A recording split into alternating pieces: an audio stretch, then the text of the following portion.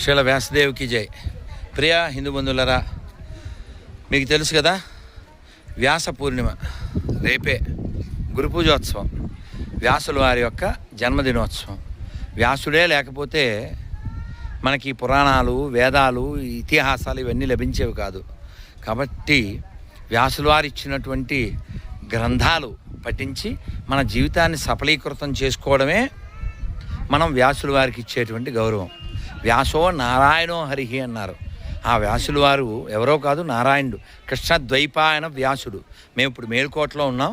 ఇప్పుడే నరసింహస్వామి దర్శనం చేసుకుని కొండ దిగి వచ్చాం. అయితే మనం వ్యాసుల వారు ఇచ్చిన గ్రంథాలు ఎన్నో ఉన్నాయి, చాలా ఉన్నాయి.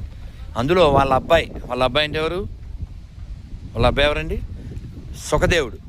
ఆయన నోటి నుంచి వచ్చినటువంటి భాగవతాన్ని ఖచ్చితంగా మనం చదవాలి, దాన్ని వినాలి, మన జీవితాన్ని సార్థకం చేసుకోవాలి.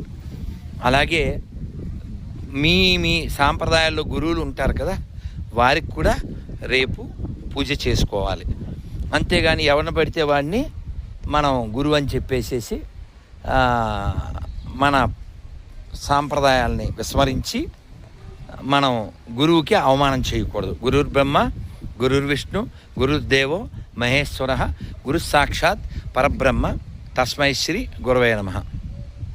మీ అందరికీ శ్రీల వ్యాసదేవుని యొక్క ఆవిర్భావ దినోత్సవ శుభాకాంక్షలు.